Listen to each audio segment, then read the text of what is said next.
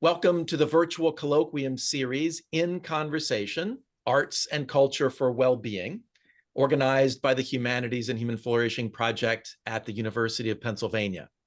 My name is James Pawelski. I'm professor of practice and director of education in the Positive Psychology Center at Penn and the founding director of the Humanities and Human Flourishing Project. I'd like to extend a warm welcome to those who are joining us live and to those who are watching the recorded version of today's event. The mission of the Humanities and Human Flourishing Project is to understand, assess, and advance the well-being benefits of engagement in arts and culture, focusing on individual and collective human flourishing.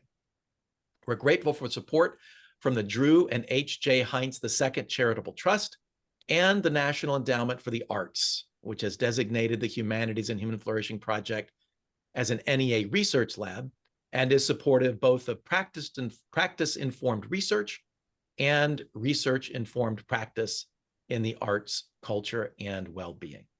You can find out much more about the Humanities and Human Flourishing Project, including our publications and how to sign up for our newsletter on our website at www.humanities-and-human-flourishing.org. Thanks, Sarah, for just having posted that into the chat for everyone. Today, we are thrilled to continue with our colloquium series, which features presentations by and discussions between scientists and practitioners on topics concerning the arts, culture, and well-being. Before we turn to our distinguished speakers for today, let me preview the plan for this colloquium. We will begin by hearing two 20-minute presentations, one focusing on practice and one focusing on science. Then I will moderate a brief discussion from the speakers before opening it up to Q&A with all of you. At any point during the session, feel free to enter questions or comments in the chat. And if you would like to share these verbally, please wait until we open it up for audience participation toward the end of our time together, and then raise your Zoom hand.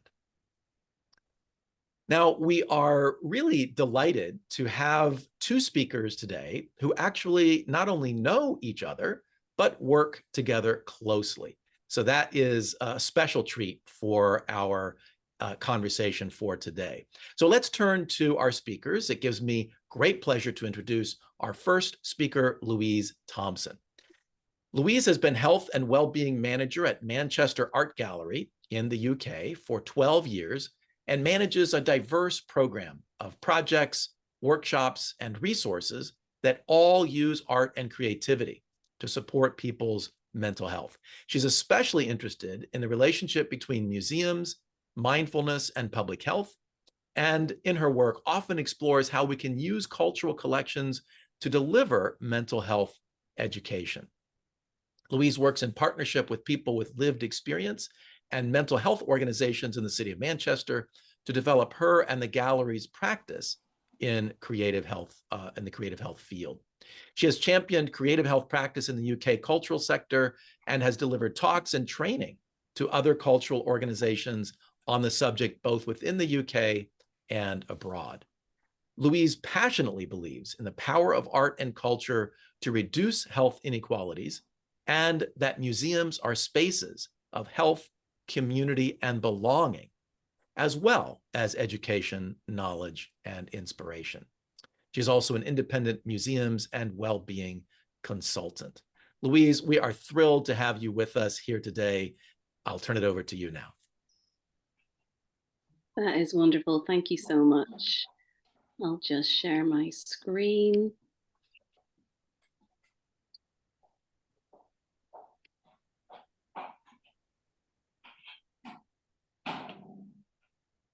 Wonderful.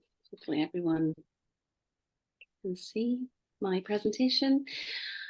So thank you, James, for that lovely introduction. I am absolutely delighted to have been invited today to talk about some of the work that we've been doing at Manchester Art Gallery. My name is Louise Thompson, and I'm the Health and Wellbeing Manager at Manchester Art Gallery. So, in this next 20 minutes, what I'd like to share with you all is a little bit about my role at the Art Gallery and the health and wellbeing program in general. And then discuss what we call the take notice technique, and that is essentially using mindfulness practice as a way of engaging with artworks on display. And then I'll share the journey and the process that Sasha and myself and our colleague Fiona Corridon, who's the curator of modern contemporary art at Manchester Art Gallery, and I think is also on this call, hopefully. Together we created Room to Breathe, which is an exhibition and a well-being space at Manchester Art Gallery. You can see a picture of the art gallery there on this slide. But first, I thought I'd give a little bit of context about Manchester as a city. We've got a population of 2.8 million people in the Greater Manchester region. Over 200 languages are spoken in the city of Manchester, which makes it one of the most linguistically diverse cities in the world. However, it has some challenges. It has quite a lot of health challenges with that. The life expectancy of men and women in the city of Manchester is lower than the national average in the UK.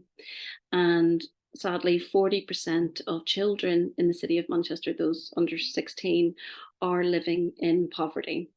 And of those 40%, approximately 2/3 of those are living in a household where at least one parent is working. So we're talking about in-work poverty.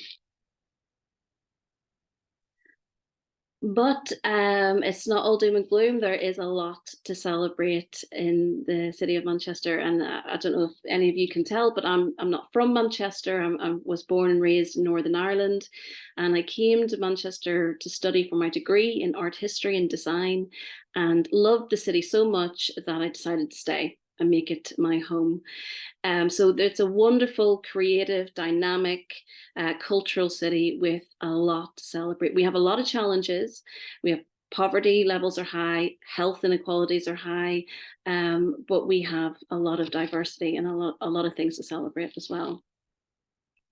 I wanted to start off this talk with this newspaper cutting that was discovered recently in the Manchester Art Gallery archives. The gallery itself we're celebrating our 200-year anniversary this year, so we've been around for 200 years.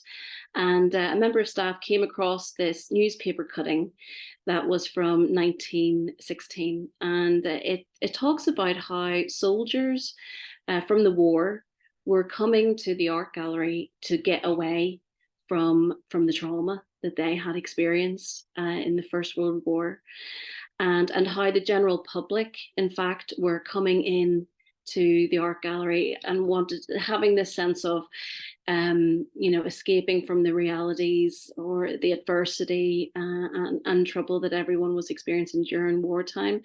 So this idea, what I loved about this newspaper cutting, first of all, was it talks about how one of the curators covered paintings that depicted war because they didn't think it was appropriate during that time for people to see that. And I thought that's so interesting. That's almost a kind of trauma-informed approach to curation, having that thoughtfulness to say we're going to not display these particular artworks because of what people are experiencing at the time. But it also just gives this sense of that, the arts being used for the benefit of people's health and well-being isn't a new thing. It's been around actually for quite a long time, and I think it's important to recognize that and to acknowledge that. And also, I think that gives us a sense of, this isn't a hunch that we're all working towards. This engaging with the arts in whatever way or level really does have a significant impact on people's well-being. So I just loved that little newspaper cutting from 1916 and made me think, oh, good. So it's not just me has been doing this. So my role at the art gallery, health and wellbeing manager, isn't exactly a common one. Not every art gallery and museum has a health and wellbeing manager. They are becoming a bit more common here in the UK. There are more positions and roles being created within cultural organisations that are focusing specifically on the arts and health field. But my role has existed for about 14 years. I've been doing the role for 12 years. And my job is to use the galleries, artworks, exhibitions, collections, spaces, or resources to improve or support the mental health of people in the city of Manchester. Now, I do that in a number of ways. I manage a programme of events, workshops, projects, and that programme is essentially split into 3 strands. The first strand is what I call the community programme. So that is working with community organisations, partnering with community organisations in the city of Manchester who work with adults who are experiencing mental health problems. So we work in partnership, the gallery and the organisation, and we deliver projects, usually 6 to 8, maybe 12-week projects that are focusing around making art, engaging with art, looking at art, talking about art, all with the aim to improve mental health and well-being. And the focus of that programme is around recovery. So this is supporting people to recover from a period of poor mental health. And I'm very fortunate to work with some amazing organisations in Manchester. It's important to recognise as an art gallery that their expertise and skill lies in the mental health area, and our expertise and skills lies with the engaging with collections and artworks and the creativity area. Partnership is a really important aspect of my work. I think you have to work in partnership in this type of field, unless you've got extensive knowledge and skill and expertise in mental health. I think working with a partner, an experienced partner, really helps mitigate against the risk of harm with people who are already vulnerable. So I would, partnership is absolutely key. The other part of my program is called the public program, and essentially that came about by Manchester City Council. The City Council said that the key, back in 2013, they said that the key to improving the mental health of the residents of Manchester was to focus resources on prevention. Now, we can have a conversation about whether that's a good thing or a bad thing, but that was the strategy for the City Council at the time. And it occurred to me that we were delivering this community program, this recovery-based program. Well, we didn't actually have anything that was about prevention.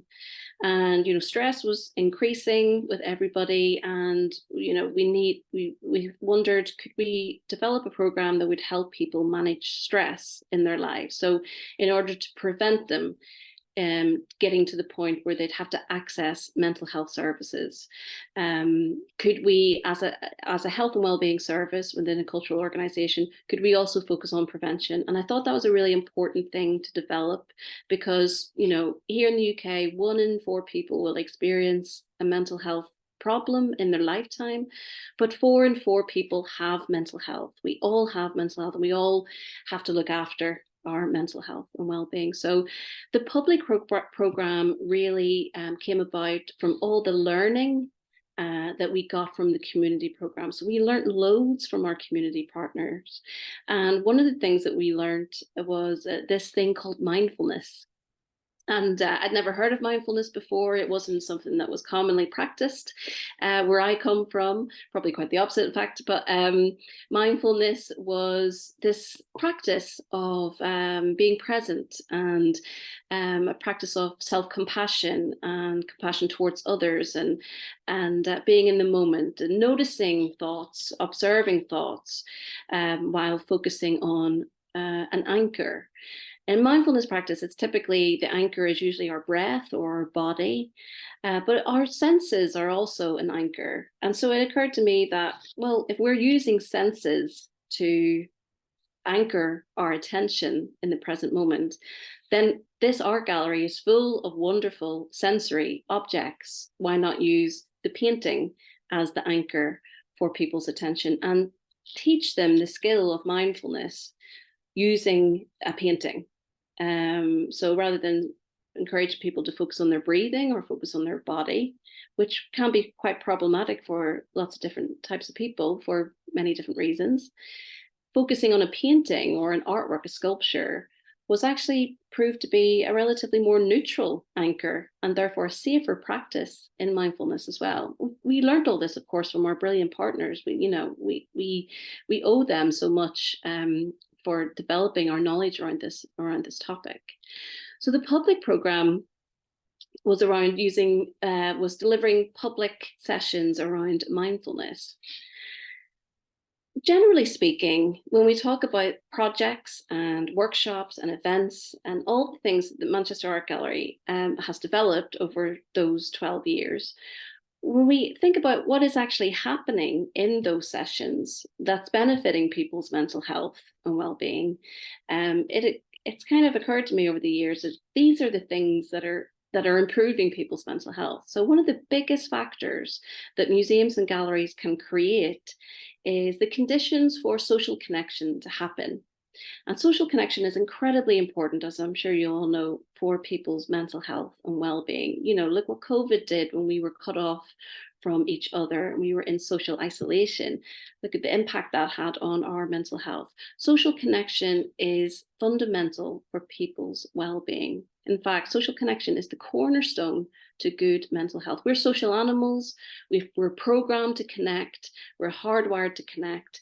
And any situation or opportunity to do that in a positive and safe, nurturing way will boost our mental health and well-being. So in these projects that we've been delivering, social connection is one of the biggest things that happens. People meet up with other people, they develop relationships, they connect with gallery staff, they connect with artists who are delivering the projects, they connect with each other, they connect with the bus driver that they got on to come to the museum.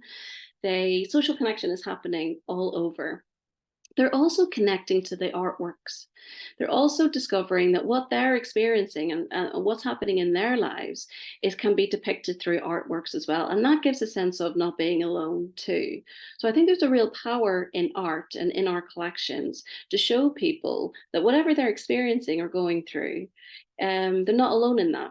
And I think that can be incredibly powerful. They're learning a new skill, whether it's a creative skill, they're learning about a painting, about a history, they're learning a creative skill is a hugely beneficial for people's mental health. Learning, the simple act of learning anything can give us a real sense of achievement, accomplishment, gives us a sense of autonomy. And especially if you've been struggling a lot with mental health, these little signs that you're capable, that you're able to achieve things and discover that you've got these hidden talents or skills or something you didn't know you had in you are incredibly effective for increasing self-esteem and self-worth.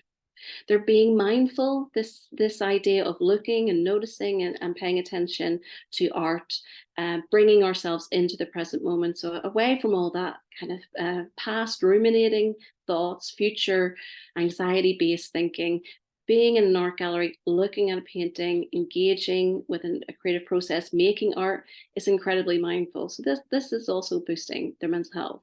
In the creative process, many people experience that flow, that theory of flow, that losing all sense of time, becoming so immersed in activity that you kind of become lost in it, and all the wonderful things that flow can bring.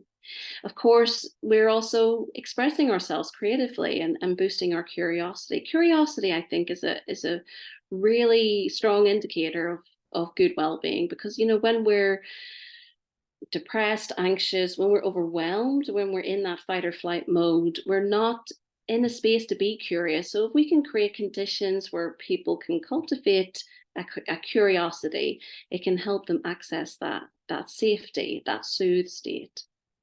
And the other big thing that we're doing when we're working with our community partners, of course, is we're supporting the service delivery of their services as well. So we're enhancing and supporting our health service at the same time. Their aim is to improve the health of their service users, and our aim is to improve the health of their service users. So when we work together, we're meeting both our agendas, and we're both contributing and developing each other's service as well. So that's something museums and galleries can do very well.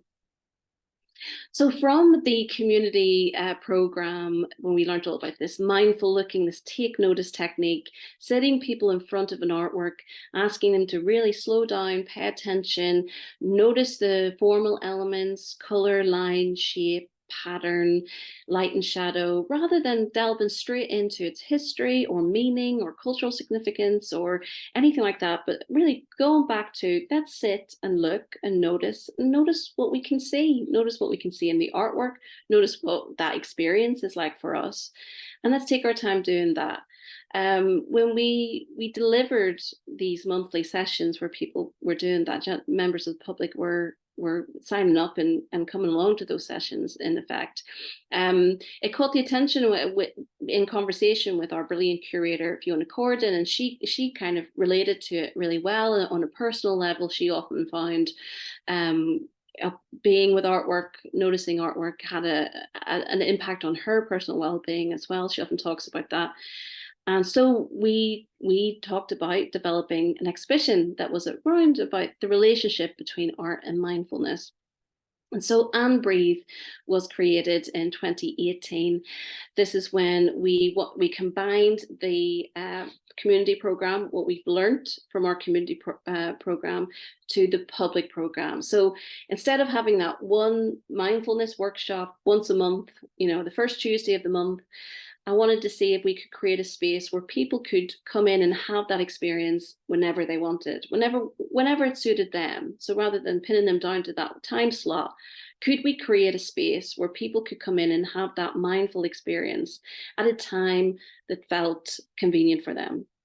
So Fiona and myself worked in partnership with Greater Manchester Mental Health Services. We worked with an adult group of mental health service users, and taking a limited list from the gallery's collection, we went into the art stores with the group. We did the slow looking or take notice technique that we call it, looking at artworks, exploring it using mindfulness techniques, and then having conversations about the artwork and about that experience.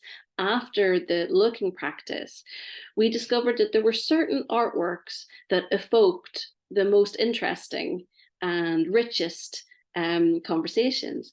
And it was those works that went into the exhibition. So we didn't necessarily say to the group, oh, let's go into the art stores and you can pick which works go on the wall and that will be our exhibition. We wanted to use the mindfulness practice as a way of curating the space and co-curating it with the group. So we wanted to have their experience at the center of it. Which artworks did they respond to the most? Which artworks held their attention the most? Which artworks evoked the richest conversation at the end the most? And from that selection, Fiona and myself curated the exhibition. In the space, you can see an example here. We had really comfortable seating, sofas, armchairs. The artworks were all hung at a much lower level because we wanted to encourage people to sit and look at the painting rather than view it from a standing position.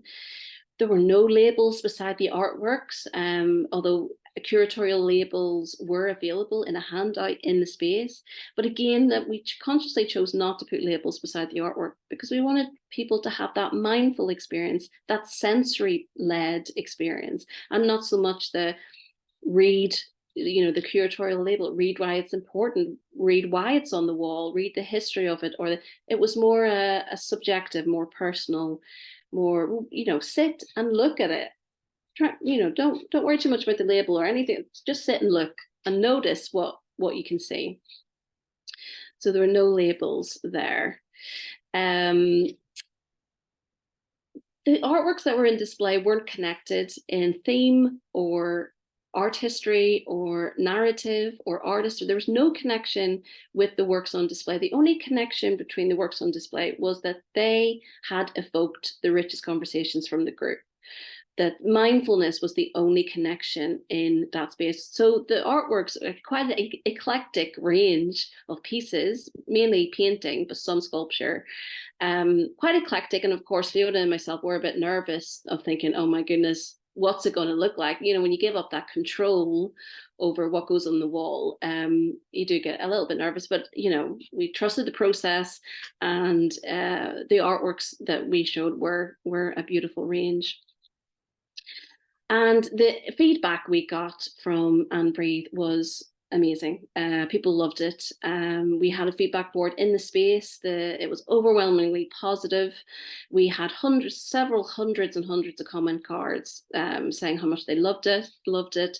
And this was on social media as well. And if you ever want to read some of the feedback, look up the hashtag MAG, M-A-G, wellbeing, and you could see some of the feedback from there. But it was a great success, which then led us on to what do we do? We had this And Breathe exhibition. We don't want to just go, you know, that's it, let's move on.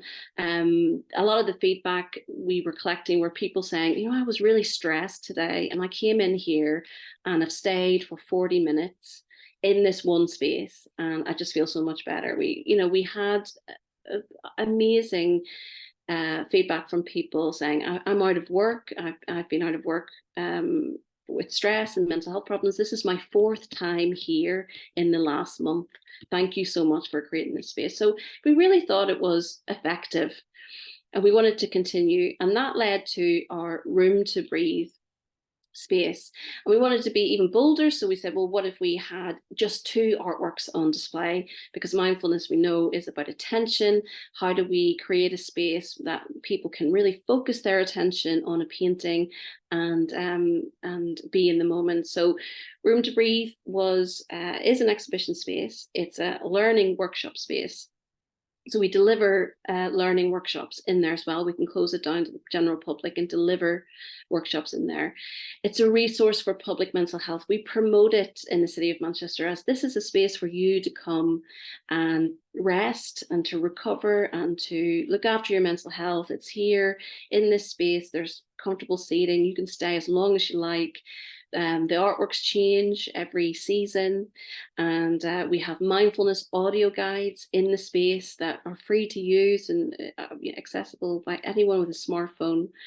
And we really want to promote this as something for people to use, for them to look after themselves. But of course, Room to Breathe is also an active research space, and we had a absolutely fantastic partnership with Goldsmiths, University of London, who have delivered a number of research projects in the space.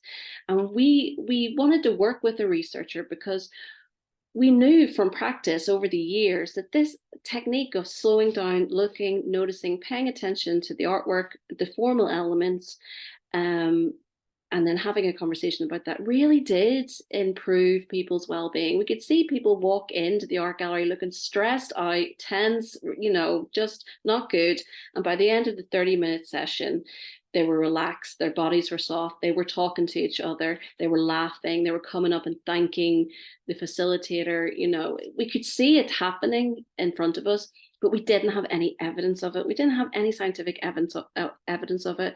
So for many years, I really wanted to find a research partner who could help prove this, what I was witnessing in practice, but who could, get some proper evidence to back it up. And of course, wonderful Sasha came along and helped us do just that. So in Room to Breathe, where's the mindfulness? What makes it mindfulness? Well, like I said, there's only 2 artworks on display. Most gallery spaces, walls are full of artworks, but mindfulness is about attention.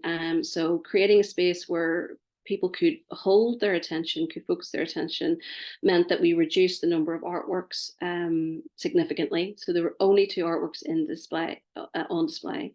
Again, they're hung much lower because there's comfortable seating in there, sofas and armchairs. Sofas and armchairs are a signifier to people that the gallery wants them to stay a while. That it's an invitation, other than me physically being in the space and verbally saying, hey, you can stay as long as you like in here, you don't have to rush, you just slow down. And we can't do that. But when you put a sofa in front of an artwork, it communicates that. It tells the public, you can stay here for as long as you like, get comfortable and relax. No labels, although labels are available because Some people love labels, and that's okay. I love a label too. But the labels are available in this space in a handout. We have tailor-made mindfulness audio practices that relate to each of the artworks, and we also deliver community mindfulness sessions in there as well, sometimes using the artworks and sometimes just using different sensory-based activities. So yeah, this is a quote from someone who left a quote. I'm just looking at the time here. Sarah, if you could give me like a wave when I've got like a minute left, that would be wonderful. But this is a quote from a participant, a member of the public who came in to the space, and I mentioned it earlier. This is exactly what she said. This is the 4th time I've been to this room in a month. I'm off work at the moment with stress, which has developed into anxiety and depression. I can't tell you what this room means to me and how it helps me on days when I'm really unwell. Thank you. And, you know, when myself and Fiona, we read that kind of feedback, we, you know, think we know we're doing something right, and it is benefiting lots of people at the art gallery. So thank you for that. And I'm just going to finish off again with a quote. I do love a quote. This is Florence Nightingale, the founder of modern nursing that we know today. And as Florence Nightingale said, little as we know about the way in which we are affected by form, by color and light, we do know this, that they have an actual physical effect.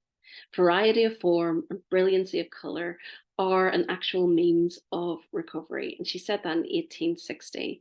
So again, this, you know, the health benefits of art and culture is not new, but I think it's definitely progressing and developing in a really exciting and interesting way. And I'm incredibly grateful for the partnership that we had with Goldsmiths and the research, because it's helped me underpin what we've been doing in the studio and in our gallery spaces. It's really helped to give that robust evidence that what we're doing works. So that's good. Terrific. Thank you, Louise. That was really fascinating. Just hearing about the work that you're doing makes me feel better. And I suspect that's true for everyone on the call as well. So thank you for that. We're going to go directly into our second speaker, who is Sasha Igdalova. Sasha is an interdisciplinary researcher completing her psychology PhD with Dr. Rebecca Chamberlain at Goldsmiths University of London. So as I kind of alluded to at the beginning of this session, this is not going to be just in conversation. This is going to be in collaboration. So Sasha and Louise work closely together already. After graduating summa cum laude with a BA in visual arts at the University of Pennsylvania, Sasha worked in a psychophysics laboratory at Penn for several years before joining the second ever cohort of the Master of Science in Psychology of the Arts, Neuroaesthetics, and Creativity at Goldsmiths, where she switched her research focus from psychophysics to art engagement, focusing on slow-looking practices. Over the course of her doctoral work, Sasha has conducted 4 large-scale experimental studies investigating different engagement strategies such as mindfulness, live tours, and social interaction within real exhibition spaces at Manchester Art Gallery. Her time working with the gallery has made her an advocate for a closer collaboration between artists and scientists, and she is currently setting up an annual expertise exchange workshop for teachers in empirical aesthetics and museum educators to better bridge this gap. Sasha, delightful to have you with us. Turn it over to you now. Amazing, thank you. Let me share my screen. Okay, so does everybody see my slides? Yes. Awesome. Okay. Well, thank you very much, James, for that introduction. And thank you, Louise, for your amazing presentation and for being such a great collaborator through the years. So as James mentioned, I'm a PhD student working with Dr. Rebecca Chamberlain at Goldsmiths. And primarily, I study live art viewing experiences in the gallery, working in close collaboration with gallery professionals like Louise. So, let me move on to the next slide. As a general outline for my talk today, I'll first describe a bit of the methodology and reasoning behind our specific research approach before briefly sharing some hot off-the-press findings about the impact of room to breathe, which I hope will be relevant not just in the context of my discussion and that this space is our primary experimental environment, but also in the context of Louise's talk, shedding a bit of light on the influence of her and Fiona's hard work in creating room to breathe in the first place. And after that interlude, I'll get to the heart of my talk, which is on our social study on, social interaction. So let's get started.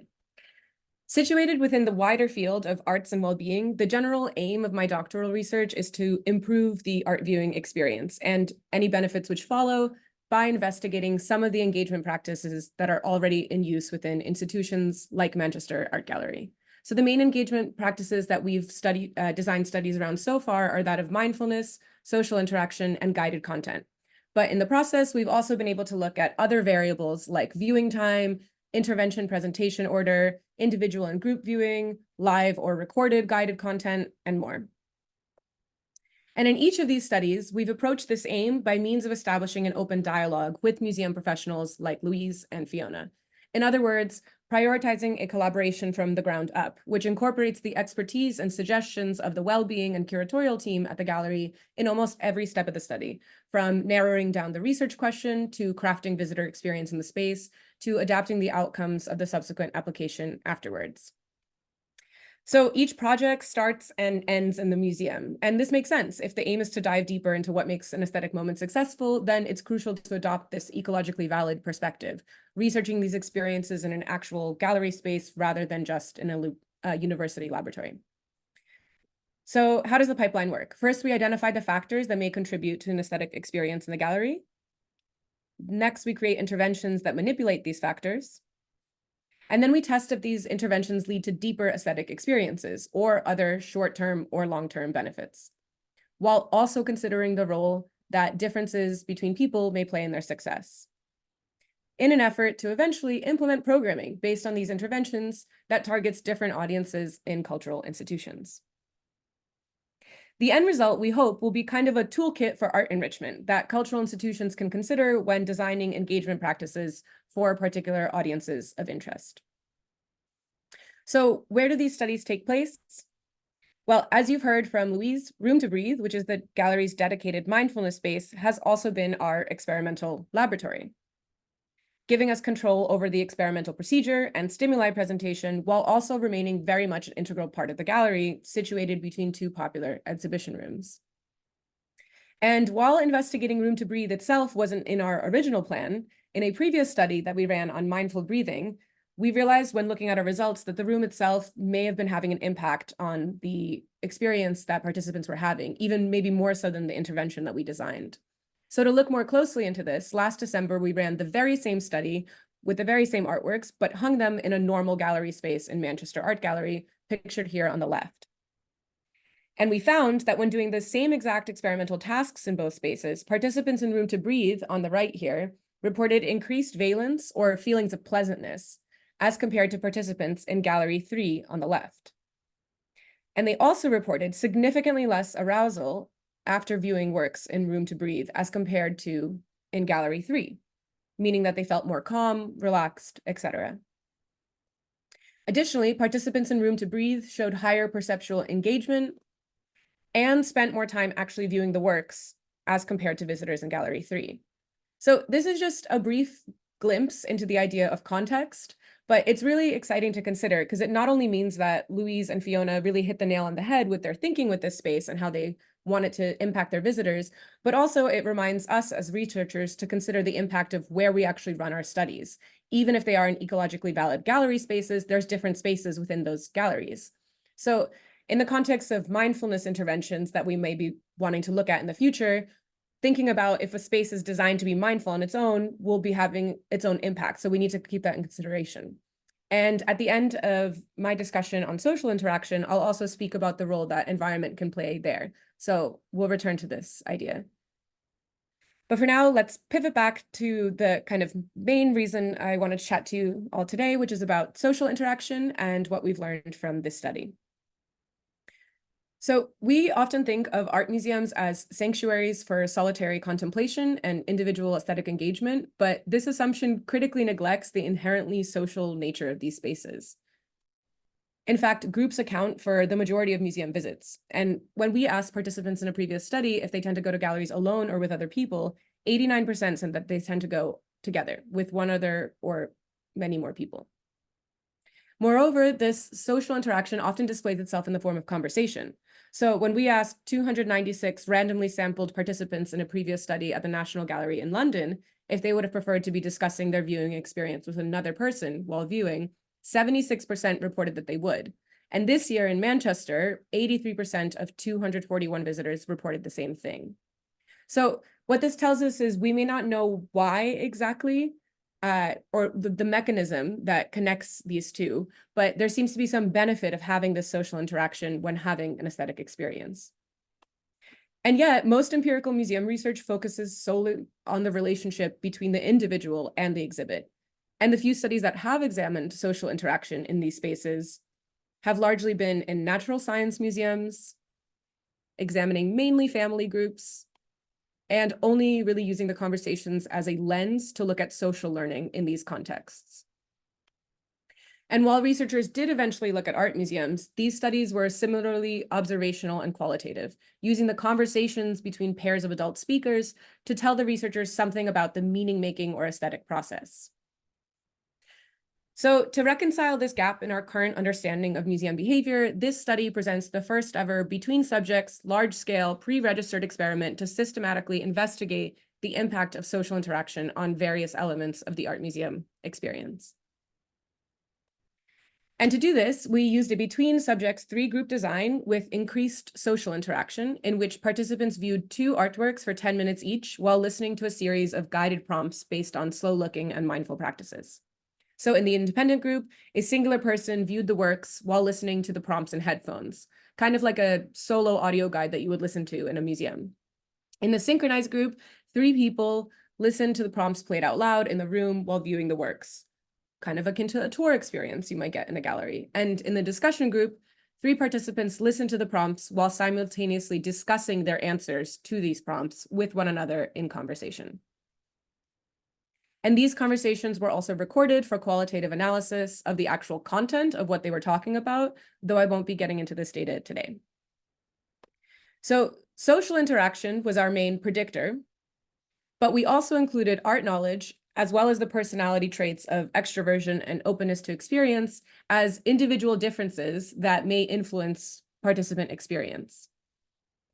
And we split our main measures of interest roughly into 3 categories of aesthetic experience, well-being, and then a whole heap of exploratory outcomes. Of course, we had a lot of more variables in our study, and I'm only going to touch on some of the main results now, but we'll be kind of sorting through this data for years to come and very happy to chat about it in discussions or emails, etc. Next, the experiment took place in Room to Breathe, and these stimuli were 2 real original artworks, so a representational and abstract version of the landscape genre.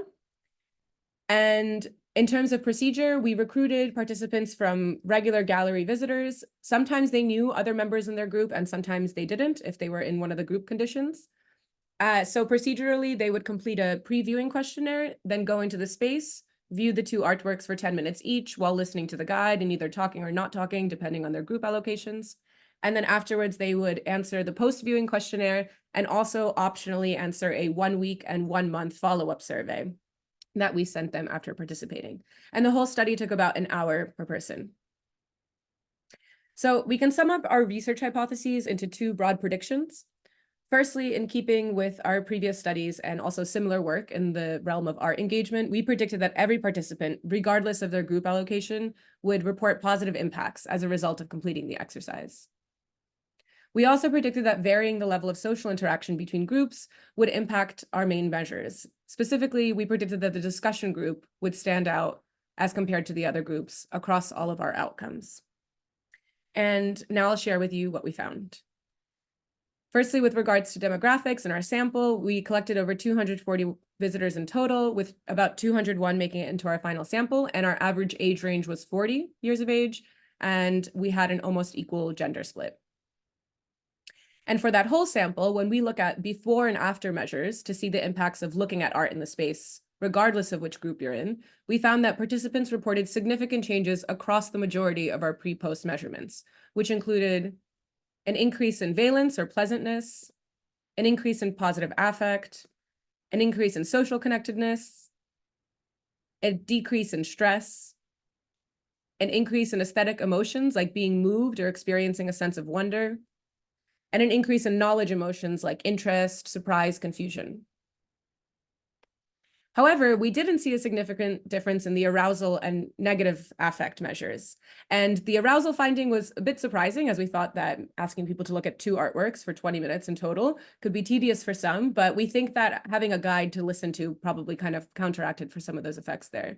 And as for negative affect, which refers to different kind of negative mood states like feeling disgust, anger, or sadness, we hypothesized that there was probably a floor effect there, meaning that participants who were feeling this way didn't come in to do our study in the first place and contribute an hour of their time. Next, when we start looking at what's happening group by group, which is the point of doing the study, we found that the groups did perform differently on some of the measures we predicted, but it wasn't just the conversation group that solely stood out, which we were surprised about. The individual group often did as well. So in the context of aesthetic experience, when we look at some of our main measures, we can see this standing out of the individual and discussion groups across some of these significant differences. So with regards to emotional engagement, both the individual and discussion groups stood out as compared to the synchronized group in reporting higher emotional engagement. But with cultural engagement, the discussion group alone stood out, implying that talking to other people helps participants place the work in their art historical context more so than individuals who were viewing alone. And when it came to overall aesthetic experience ratings, so a combination of how beautiful or meaningful they thought the experience was, how much they liked it, or how much they'd recommend it to a friend, participants, again, in both the individual and discussion groups reported higher overall scores than the group who viewed together but didn't speak. And we didn't find any other significant differences in the other measures on the right. Next, in our well-being measures, we found that only the discussion group stood out here, and it was only in the context of change in social connectedness. In that participants in the discussion group reported a significantly higher change in overall social connectedness, as measured by this comprehensive 20-point scale we use, after viewing the works and talking about them, as compared to the group that was viewing together but not speaking. And lastly, we had many other exploratory variables in our study, and in many of these, both groups also stood out, and I'm just going to highlight 3 of them here. So when it came to the knowledge emotions of surprise, interest, confusion, we found that the individual group reported a bigger increase in experiencing these emotions as compared to the synchronized group. But the discussion group also was trending towards a similar significant difference. And with regards to perspective shift, the discussion group reported a bigger shift in their perspective of the artworks as a result of the exercise as compared to the synchronized group, which kind of intuitively makes sense. They're talking, right, and kind of sharing their opinions about what they're looking at. And then with timing, we see something interesting in that the participants viewing together but not talking thought that the timing, again, which was 10 minutes per painting, was too long, whereas the participants viewing together and talking thought it was too short. And the participants viewing alone fell right in the middle of these 2 groups. So with all this in mind, what have we learned about the different social situations that museum visitors might find themselves in? Well, in addition to some of the global positive impacts of viewing artworks that I discussed before, like increased valence, increased positive affect, and decreased stress, we see that individual art viewing, even in prolonged slow looking of 10 minutes per artwork, can result in heightened emotional response, specifically with regards to knowledge emotions like interest, surprise, confusion, as well as greater overall aesthetic ratings like beauty and meaning and liking, especially as compared to the synchronized group. So doing the exact same task, but having people sitting next to you or just in comfy chairs beside you even, negatively impacts some of those outcomes that we see in visitors who are viewing the artworks on their own. And this was surprising for us, given the ubiquity of guided tours in galleries, as well as the idea that we've seen in some social psychology literature, where shared experience is a worthwhile pursuit on its own. However, when we have 3 people together and we let them interact and talk, then we find that these individual benefits of emotional engagement and overall aesthetic appraisal actually are still felt by the individuals, even though they're in a group. Moreover, they report more cultural engagement as compared to the individual group, more change in global social connectedness as compared to the synchronized group, a bigger shift in perspective as compared to the synchronized group. And lastly, we see that the whole experience for them feels shorter because they're talking. So, which suggests to us that if you get visitors to look at artwork or to talk while looking at artworks, you'll actually help them look for longer, which can subsequently open them up to a whole heap of benefits, opportunities for other kind of engagements with the artworks to happen. So we see now that when it comes to considering how to design art viewing experiences, particularly ones that incorporate slow looking or mindful strategies, galleries can include group programming without losing some of these individual aesthetic and emotional benefits, while also adding some well-being and benefits like social connectedness, and also getting their visitors to look for longer if they provide this opportunity for discussion. However, as is always the case in these generalized gallery studies, the audience matters. So in addition to personality and art knowledge, which we accounted for in our analysis, we also found other factors that play a role in determining visitor experience. For example, initial preference for abstract or representational works, as we had 2 very different paintings in our study. Also, the situational factors that impact the intervention. So how well the conversations actually go. Are people hearing each other? Is it fair? Is everybody speaking enough? They also predict some of these measures of individual experience as well. So overall, when we think about designing interventions, galleries and researchers need to take all of these different considerations into account, from who their visitors are when they step into the gallery to the success of the intervention that the visitors are participating in such a way that both of these can impact what the person actually feels and takes away. I'd also like to take a moment here to point out that some of the findings that I visually showed you, we weren't seeing huge differences there, right? And we were particularly surprised to find so few well-being impacts other than just social connectedness, and also the fact that it was a small effect there. So it really prompts us to look not just into personal differences and the success of the intervention, which I just mentioned, but also in thinking about other ways that we can capture and think about how these, how to measure impacts from group conversations. And in doing so, we might even find that well-being impacts are just harder to get at, period, when you have short-term interventions. So yeah, just important to say that there's a lot more work to be done here. But with regards to our own work on this project, we have a few next steps. So as I mentioned before, we're currently looking into the conversations themselves, considering both quantitative metrics like turn taking, which could help inform some of our group difference results based on the effectiveness of the conversations. But we're also looking at the qualitative content. So what are people actually saying? How does it connect to their experience? Most studies, as I mentioned, have looked primarily at pairs of speakers rather than groups of 3. So there's, possibility to find something quite interesting here.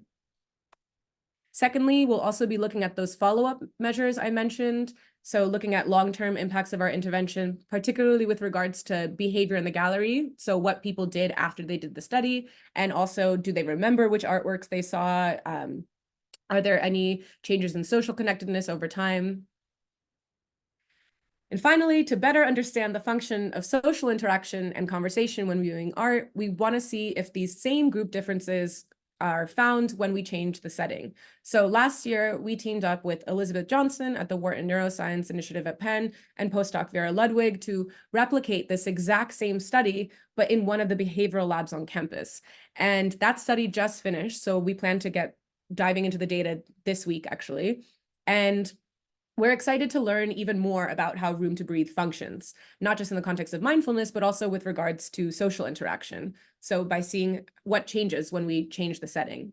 And there is actually, I'm doing a little plug for Zab, but you guys are hosting a Visual Arts for Flourishing conference in Philadelphia, James, at the end of April. And Zab, I think, will be planning to present some of these results and that's comparison, depending on how quickly I can get that analysis done. And with that, I'd like to say, leave you with the following takeaways, which you can kind of glance at on your own, and say a massive thank you to my supervisor, Becky Chamberlain, to our co-author, Sophia Nawaz, on this project, to our collaborator at Penn, Zab, who also shared a lot of her slow looking and conversation expertise with us for this project. And of course, to our amazing museum collaborators, Louise and Fiona, without whom none of this would be possible, applicable, or honestly as much fun as it is. So thanks for listening today, and please look out for our preprint, which is coming really soon about this study. Great. Thank you. Fantastic. Thank you, Sasha. That was amazing, brilliant, fascinating. So let's dive into the in conversation portion of our time. And Louise, I'd like to start with you and just thinking about what we've heard from Sasha, but also your experience in collaborating with her as well. I'm interested in either one of the other or both of the following questions. What is it about your work with Sasha and research that has maybe let's just start with this question. How would you think about this? You know, you mentioned that you wanted to work with researchers to be able to have a sense of understanding beyond just anecdotally what's happening. So how has that worked out practically? I know that sometimes collaborations can be challenging because people speak different languages, need different things and so forth. And how has it worked out? How have you managed to overcome some of those challenges to the successful outcomes that you've achieved? Well, I think that's a really great question. I think I was so keen to get some research behind this practice. I think that's something that museums and galleries, are striving for more and more. And so I was incredibly grateful to partner up with Sasha and Becky. They did a wonderful job. I suppose one of the challenges is interesting. You talk about different languages. I think we did have a couple of sort of incidents like that, didn't we, Sasha? And or not. I wouldn't go as so far as to say a clash, but maybe a clash of cultures or ways of working. And there were, with research, although I was incredibly keen to get it, I have reflected at some points where, when you're trying to measure something like well-being, which is, I think, incredibly personal, incredibly difficult to measure. And I love that quote, another quote. I love that quote from Albert Einstein, who said, "Not everything that can be measured counts, and not everything that counts can be measured." And I always think about that because I've spent a lot of time trying to measure the impact of what we do at Manchester Art Gallery. But I did reflect on, if this Sasha is a scientist and a very effective and excellent one, but I wondered if when you bring in that science and that process, and in our research, people signed up, we approached them, people signed up, they had to sit, they had to sign off on, with all the ethics and everything, and then they were instructed, and this is what's going to happen. And I did wonder whether Room to Breathe, the impact of what we were trying to achieve in Room to Breathe, would be affected by the measuring of it, if that makes sense. So if you're an average gallery visitor and you're just walking around Manchester Art Gallery and you just stumble across Room to Breathe, this room that's dark and intimate, and the lighting is just so, and there's comfortable armchairs, and it's quiet and it's reflective and contemplative, and you have that experience, which is the experience that most people have in Room to Breathe. When we introduce okay, let's measure this now, will that impact on people's sense of relaxed, relaxation and safety, and so yeah, that did. That has been at the forefront of my mind over the last couple of years. So I mean, I'm incredibly relieved to hear the results are there is an increase in pleasant feelings and relaxation. But I have throughout the process wondered, are we taking away from the experience by applying this scientific approach to it? But then there's no other way to get that data than to have that approach. So yeah, it's been a really interesting process for me as a practitioner, because my ultimate sort of goal is, don't do anything that will decrease the well-being of a person. Right. And so this having to let go of this, this control, and trusting in Sasha and saying, well, this is how we're going to measure this. This is how we're going to evidence this. Then as a practitioner, I just have to sort of let go of that and hope that it all works. Yeah. Well, so let's check in with Sasha about that. Sasha, I love what you said in your presentation about your research beginning and ending in the art museums themselves, and then subsequently doing lab studies and so forth to find out more information. But it sounds to me like you are an ideal collaborator with Louise, because you really respect the ecology of what's going on in the art museum. What did you do specifically or what are you doing in your work together to try to make sure to avoid those kinds of research artifacts that might be introduced to a situation? Yeah, I mean, I think, Louise, you brought up a really good point of the nature of the thing changes when you're trying to study it. And I'm blanking on exactly what that's called in psychology, but it's like when you're trying to please your experimenter by doing the right thing and you're not doing that thing naturally anymore. And that is this is why you are totally a researcher. And I think this about you all the time when you tell me how you think or design things, is you're identifying a lot of these effects that we know and see.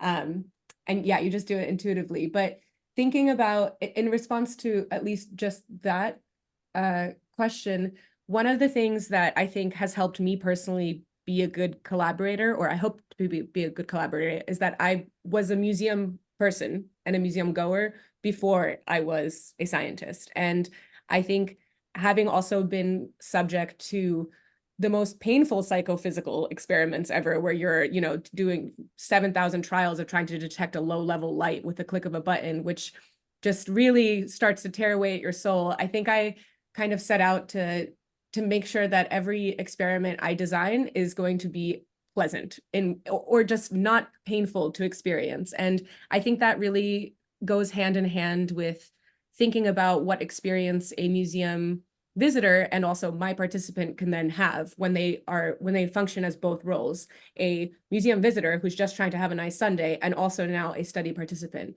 And in terms of small changes, like I think, not calling it an experiment or a research study. Obviously, there's a consent form, there's an explanation of the research process, but advertising the research studies as events, as experiences, as something that the gallery is doing and that they're offering, that offers this alternate way of engaging with artworks, an alternate way of experiencing something that the gallery actually cares about. I think that helps people get into the state that they're participating in something fun and something special that is also really in collaboration with the gallery. And I think that's something Manchester Art Gallery does really well that I don't often hear of other museums or galleries doing, is that by integrating the researchers into their own practices, into the signage on the walls, into the advertising by their website, they are making those research studies part of their events. And if the scientific researcher works to make that feel as much a fun experience as possible, then you get something really like holistic and new out of it. But I think it takes a lot of work and a lot of kind of questioning of, well, how tied are you exactly to this thing you want to control, and how much of that can you give up? And with that also comes a really amazing learning process. I mean, I remember one thing that, like, the clearest example that stands out in my mind is that when we were doing the kind of mindful breath work, mindful breathing study, which was the first study we ran in the gallery, I remember, Louise, I was like, right, you tell me how to make a very quick mindful experience that is going to get everybody the effects of what you do with them for an hour. And you were like, that's just not possible, right? And so it was coming to this understanding of, oh, okay, this thing isn't going to capture this one aspect, or like one, stimuli that we can design isn't going to capture this whole aspect of what that thing really is. And I think we as researchers in aesthetics face that all the time too. Like, we're trying to isolate through a series of questions what it feels to look at artworks. And that is one of the most complex, kind of experiences that a human being can have. So it's that constant give and take of how do you maintain some control while also understanding that what you're doing requires giving it up sometimes, and trying to just get closer at the thing through methods, through conversations, through qualitative feedback. That's another thing. Qualitative feedback that has been so helpful for you guys at the gallery, or the questions that you give to me that aren't part of my scales or any of the measures I want to use. That's so important for what you get out of our research. And it also has over time shown me that there's better measures than some of the things we as scientists are using to try and get at that thing, to keep using this kind of ambiguous term for it. And I think, thank you. Go ahead. Sorry. I think one thing that, we've worked together now for 3 years, and, never once did I feel like Sasha or Becky, but, Sasha, that this wasn't a collaboration. Never once did I feel kind of dictated to, but this is how it's done sort of thing, or we need to do it this way. Sasha was continuously, and we were continuously having conversations, weren't we, Sasha? I think in order for this to happen, I think you need to allow time and space to have those conversations. And that means reducing your workload maybe in other areas from a personal perspective, because it's through those conversations that we made those changes where, I remember at one point it was, the intervention was a 3-minute breathing video.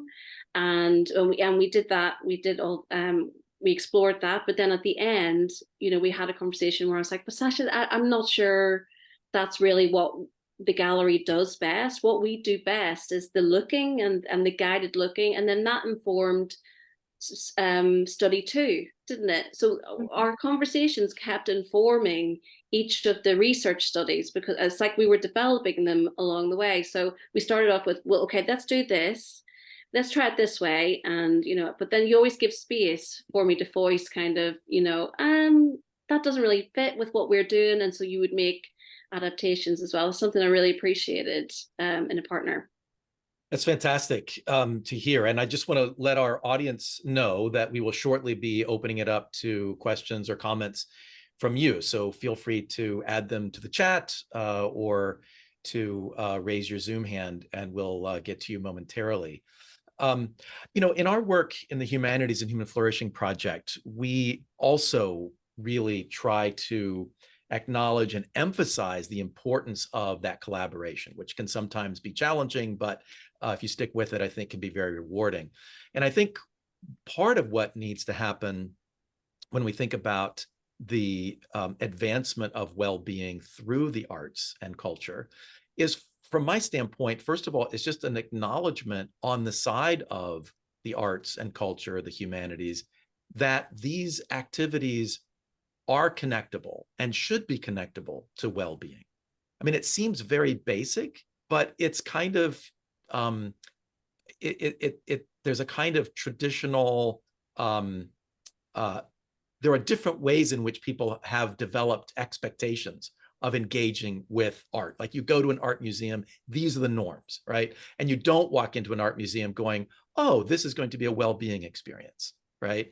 And part of what I love, Louise, about you, what you have been doing, is saying, well, what if we did, right? Like, what if we did take that initial step of saying, look, there are a lot of different ways of viewing art, of engaging with art. And we're not here to say that one is wrong or one is right, but what we're here to do is to explore one that has been underexplored.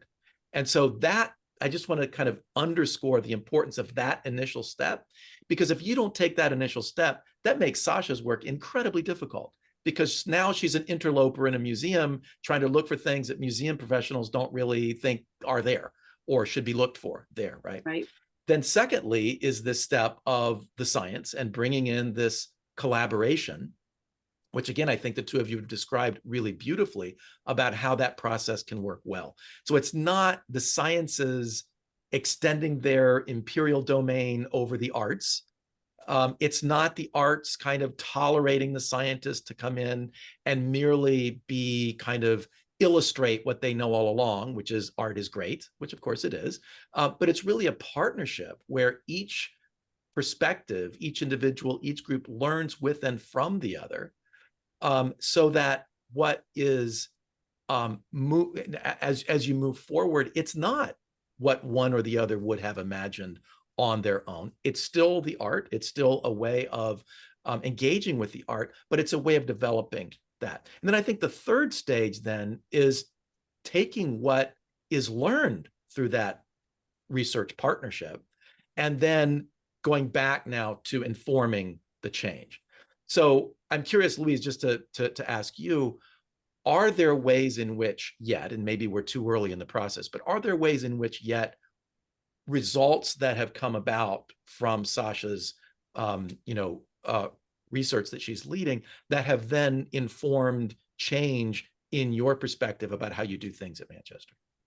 Well, I mean, yes and no. I think what I was hoping to get from this research was evidence to promote this way of engaging with art with this cultural sector in the UK. I'm very fortunate to work in an organisation that has always met, my sort of practice or ideas, in a supportive and positive way. So I don't feel like, it's great to have that proof, in inverted commas, for internal advocacy within Manchester Art Gallery. I think it gives us confidence, and it reassures us that what we've been doing is working, and we will continue to do it in this way. But really what I wanted, one of the main benefits of doing this research was for the rest of the sector really to show, to give other colleagues in other organizations the tools and the arguments and the scientific evidence to make the case for this way within their own cultural organizations. And you're absolutely right, James, when you're saying, we're not saying this is the only way or this is the best way that you engage with the arts. We're simply saying that this is another way that has not really been explored that much. And it's not, museums and galleries haven't created spaces for these conditions for this to happen, and perhaps that's something that they might want to think about, and that idea of offering choice of experience to people. So I hope it will give other people, I hope it will inform other colleagues within the cultural sector, give them that confidence, that reassurance that they can say, both internally with culture, with their leadership and with the people who make decisions, but also with the general public as well. It's that reassurance I think people are seeking. Yeah. To say, there's something to this, not just something to this, but actually there's actually quite rigorous evidence for this as well. Absolutely. And with policymakers too, who may or may not be regular museum goers, to see that there is evidence that can help to shape the policy. Sasha, I'm curious. So clearly, sorry, you wanted to respond to that? Yeah, I just wanted to say one more thing is that, so I think when we look at the findings from our studies, a lot of them, something like, oh, you need to have some interactive elements, or an informative video where somebody's just talking at you, really doesn't produce. I'm so sorry, there's a bell going off and I'm just going to let that go off, hopefully. But that it doesn't produce, as great benefits as a video where people are actively engaging in something else. And it's so funny that whenever I think about like talking about these things in Manchester Art Gallery, they already do this. Like, you guys are so ahead of the game in how you actually carry out your visitor engagement at Manchester Art Gallery, and other galleries, kind of exactly what you're saying, of maybe more of interest to other institutions. And like, for example, last week, Louise, Fiona, and I gave a talk to this Federation of Northwest Artists and like museum folks in England. And a lot of them were asking questions of, oh, we're interested in kind of thinking about starting these kind of spaces in our own collections, in our own galleries. How would we go about it? We're seeing what you've done here and how you can also, test it without necessarily needing to get a psychologist there, how you can ask questions around it to figure out what are the questions to ask and to see if it's working. So I think, I hope that it's kind of like a chain reaction, right? Of something happens, the more we talk about what we've done and what we're finding, it's not just the findings that are important, it's the fact that this work is that it's like easy and fun to do, and other people want to do it, and hopefully Yeah. it leads to that there. But sorry, go Yeah. ahead. No. So I just want to follow up with you, Sasha, because look, when I think about STEAM, for example, right? So people talk about STEM and then, well, let's add art. Sometimes the A is added in there as an unequal partner, right? Let's just have art as a way of illustrating really important ideas within STEM. And fine, I mean, art can illustrate, but that's not the depths of, that's not the full use of or the full value of art. And so STEAM, which is really profound, it seems to me, is a way in which the art can actually help to transform the STEM in some kind of a way, right? So an artist perhaps is part of a STEM research team and can help the research to go better than without that person. Now, the flip side of it is, I'm going to ask you, Sasha. So obviously, clearly, we want science in this art context to be able to illustrate or to be able to support, to be able to indicate, to reassure that there is something actually going on here. But would you also want it to do something more profound? And it feels to me like in the study that you were just talking to us about, the different conditions that you were measuring, the different conditions that you were looking at, I mean, this science is very, very new. And so would you hope, Sasha, that as your career and the career of others continues, that there would be results coming from these studies, which would be able to not only reassure folks at Manchester and other museums that what they are doing based on experience and anecdotal evidence and so forth is really on point. Would there be also other insights or other suggestions or other things to explore that might arise from the science that maybe Louise had never thought about before and maybe thinks is a little odd, but maybe would be willing to try, and some of them might not work, some of them might work. So could science actually help not only to to validate, but also to help to drive some of the innovations? Absolutely. And that's definitely that's the hope. Like, that's the whole reason we created like that research aim and this kind of project being run the way it is looking at,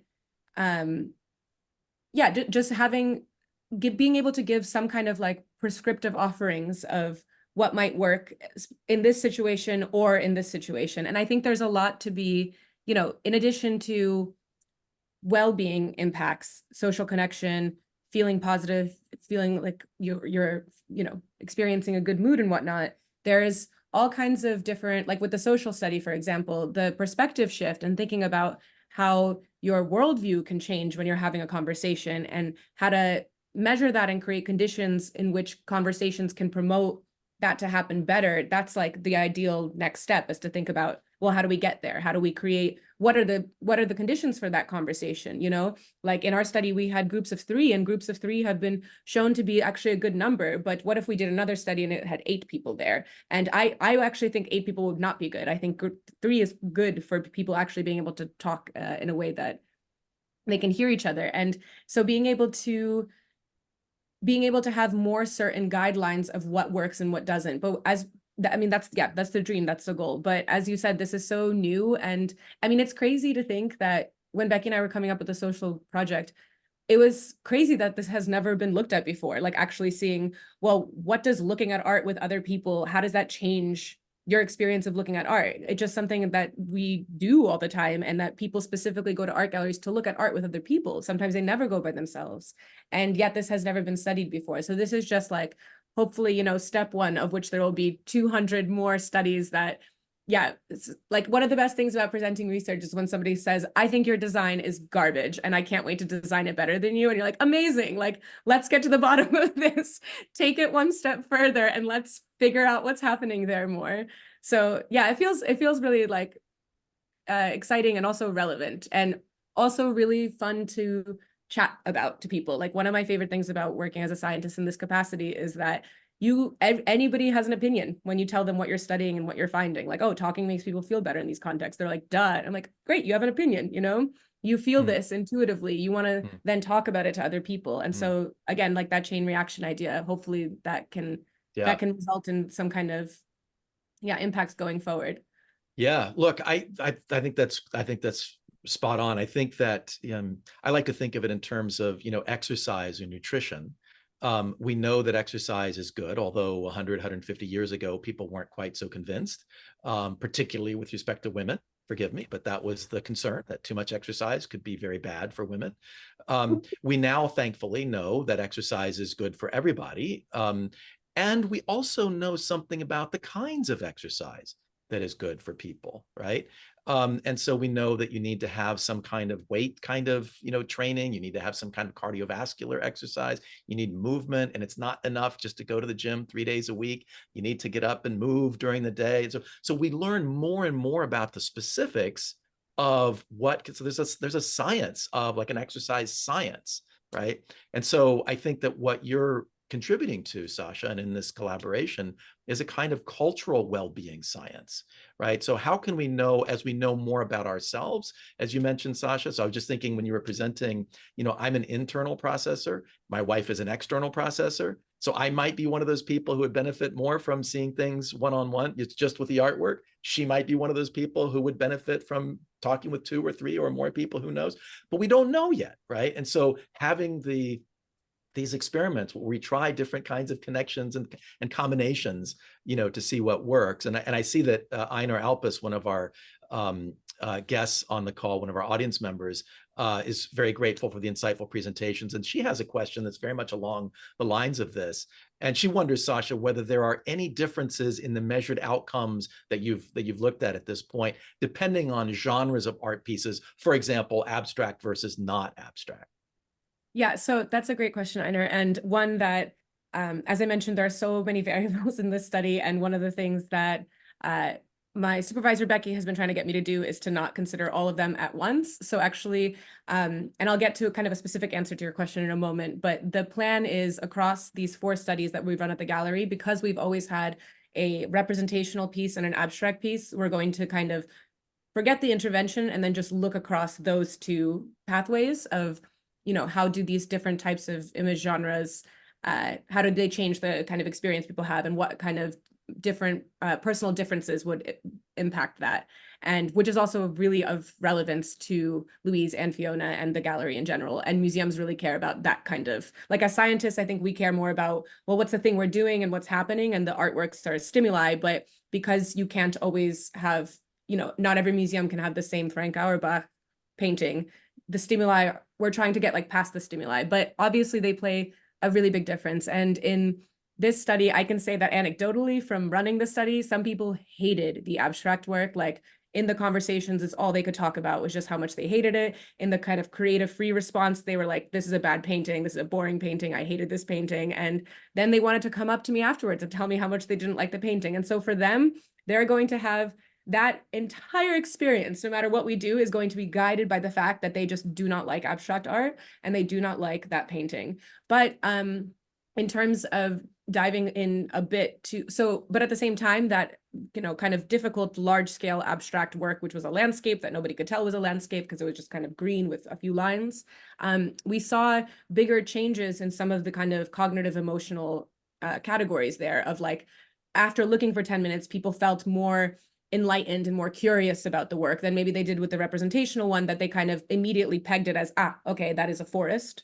And with the other one, they never super got to the point that it was a landscape, because we don't tell them this is 2 landscapes, right? They just think it's an artwork, but something happens in that process, and we can see a bit of that in our before and after questions. Also, in terms of the creative free responses, we didn't see any between group differences. So we predicted that the conversation group who were talking would have more creative responses afterwards, because they would, be having 2 other people's voices in their head as they're looking at this artwork. But actually, we didn't see those group differences, but we did see that abstract work had more creative responses generally across everybody than did the representational work. And so we think that's a very good instance of where the stimuli itself can be driving that response much more than the intervention that we're engaging in. And that's something that you're going to find in, that's, again, one of the beautiful things about art and hardest things to study about art, is that galleries present a lot of different types of works, and people have a lot of different opinions on all of those different types of works. Yeah, fascinating. Well, going back to the metaphor of the exercise science, it's important to know what outcome you're trying to go for, right? So if you're trying to increase, strength in your heart, then you probably need to do cardiovascular kinds of exercise, right? And so if you're trying to, just kind of take a break from the world for a moment, then maybe you would want to have more representational art. But if you want to kind of challenge yourself, maybe get into the art gym and sweat a little bit, and maybe some of the other things might be a little more. We have time for just one more quick question that Vanessa King has put into the chat. She also is very grateful and excited by the work. And she's wondering if there are any potential differences in well-being impact for people with different levels of art viewing confidence.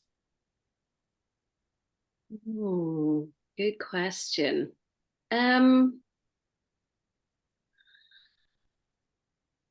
Well, I think, I don't think we measured that, did we, Sasha? I think what I love about the mindful engagement is that it's very democratic. It's very accessible. It doesn't rely on previous knowledge or experience or any of those things that people are so often nervous about before coming into an art gallery or to a museum. This idea that we are elitist spaces of we're specialists and you have to have a certain level of education or knowledge to feel like you belong there. I think one of the strengths of this way of engaging with art is that it's about your experience and about you looking, and it's about the formal elements. It's about what you see, and often that's the gateway into engaging with the artwork.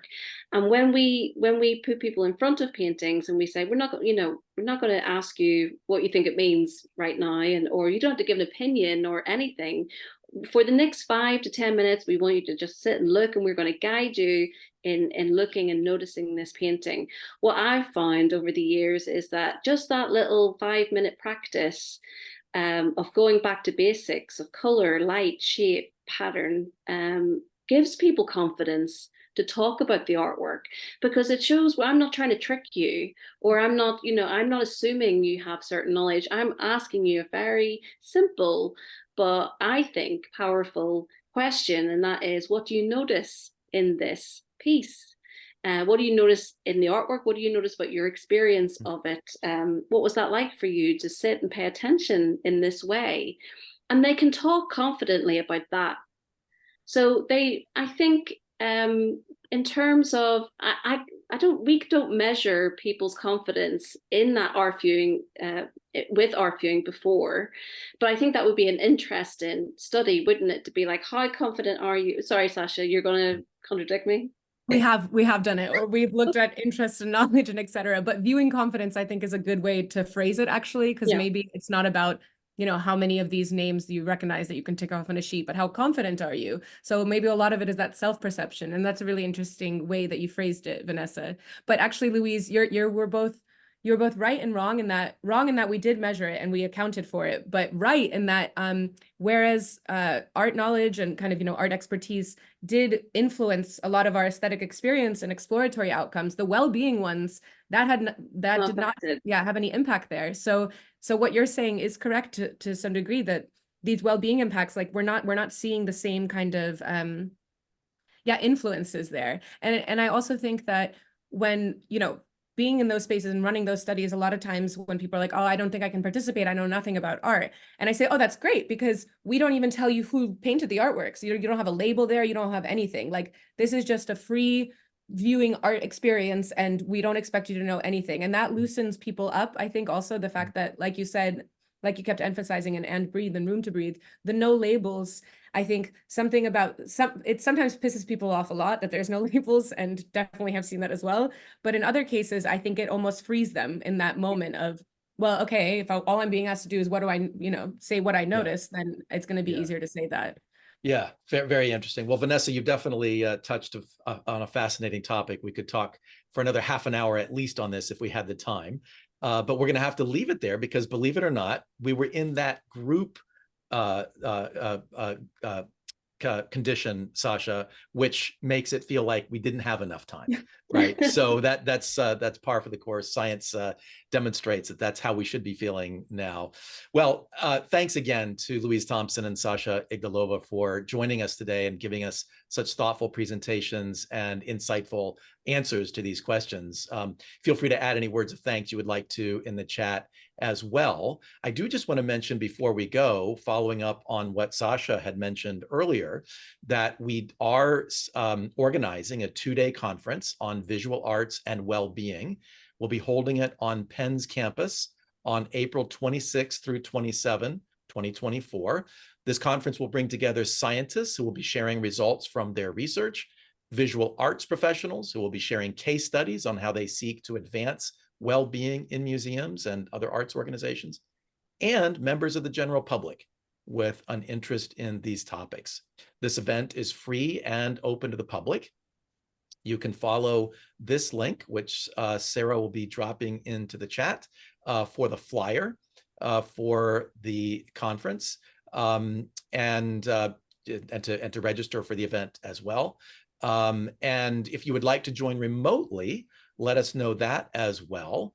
If there's sufficient interest, we'll try to make that option available. And feel free to pass this information along to anyone else that you think might be interested. So thanks again to our speakers. Thanks to Catherine Cotter, Associate Director of Research, and to Sarah Sidoti, Associate Director of Operations of the Humanities and Human Flourishing Project, for all of their work behind the scenes. We do want to remind you that we have one more In Conversation colloquium session for this year. It will be starting at 10 a.m. Eastern Time on Wednesday, May 1, and will feature Krista Malobo from the Humanities and Human Flourishing Project team and Rachel Murillo from the Institute of Contemporary Art here at Penn. For more information on this and other upcoming colloquium sessions, we invite you to sign up for our free newsletter, which you can do by visiting our website at www.humanitiesandhumanflourishing.org, where you'll also find out more information about our project and ways in which you can be involved. So thanks a lot, everyone. Hope you have a great rest of the day, and go to an art museum this week. Take care, everyone.